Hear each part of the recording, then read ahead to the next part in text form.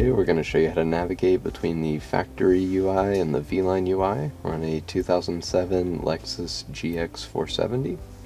The VLine in this vehicle will be under the CD changer source. So we'll navigate there by pressing disc aux here. And as you'll see, it will appear at the top banner.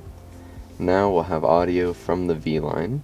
And if we do want to navigate to the factory side, we can press FM. And now we'll hear audio from there while we still have the VLine on the screen. Then if you want to go fully back to the factory, we'll press audio here.